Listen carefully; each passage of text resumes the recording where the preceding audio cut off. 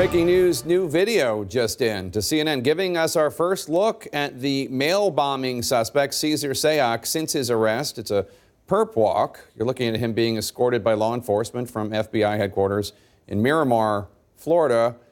He has a criminal history with 8 arrests dating back to the early 1990s, Cesar Sayoc. He faces up to 48 years in prison for the 5 federal crimes charged today. We're back with this breaking news story and a major piece of evidence in the case against the suspect charged today. This van, where we now know Cesar Sayoc was living.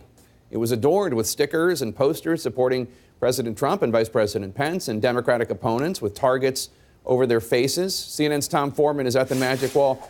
And Tom, the van's quite conspicuous, and it might actually be important when it comes to the law enforcement investigation as to motive. Yeah, and it certainly attracted the attention of people who may not have noticed him on social media, but right down the road, you could see them anytime you went by. And some people were so interested in this, they actually stopped and took photographs of it and put it online saying, look at this, I've seen this truck here.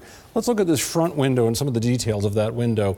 If you see it here, you can see that the top is basically support for Mike Pence and Donald Trump, that whole team there. The second line, sort of inexplicably, is mainly about sports, although there's some reference to Trump in there, but it has to do with a boxing match and that sort of thing. But then when you get to the bottom part here, Jake, that's when you start getting into the really sort of nasty stuff. This corner down here, that's where you see the crosshairs on Hillary Clinton, on a picture of Barack Obama on a tricycle, on the filmmaker Michael Moore, on Jill Stein from the Green Party, from our own Van Jones here about CNN, and other images that have a very sharp sense that these people somehow need to be targeted in some matter. And then beyond that, if you go to the other image in this other window down here, you can see, again, a whole amalgam of things. Support for the president up here, then some motions over here about abortion rights.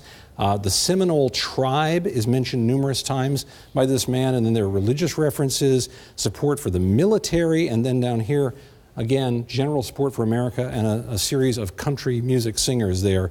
It's very interesting to look at this, Jake, because clearly, even if you look in the van windshield, you can see this tremendous amount of clutter up here. This was the sort of thing that was drawing attention of passers-by even before all of this began, enough that some of them, the moment they saw it, said, yeah, I've seen that vehicle. Jake? Tom Foreman, thanks so much. One law enforcement official telling CNN that the suspect was initially cooperating with investigators and told them he didn't want to hurt anyone. CNN's Evan Perez joins me now. And Evan, is the suspect still cooperating? And what else have you learned? Jake, he is no longer cooperating. He's retained an attorney, so he's no longer talking to the FBI. But initially he did talk to them a little bit and said that he didn't believe that these devices would have hurt anyone, and he didn't intend certainly to hurt anyone. But obviously that's not the way law enforcement is taking this.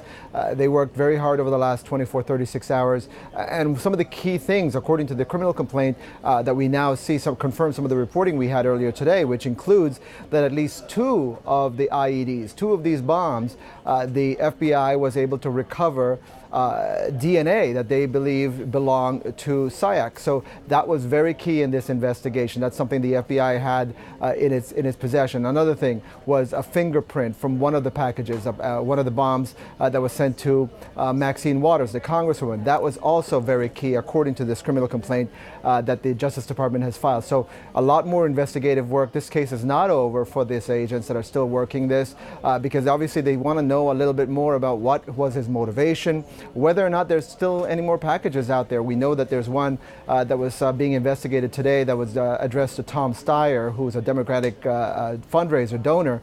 So a lot more work for the investigation to come. Jake? All right, Evan Perez, thanks so much.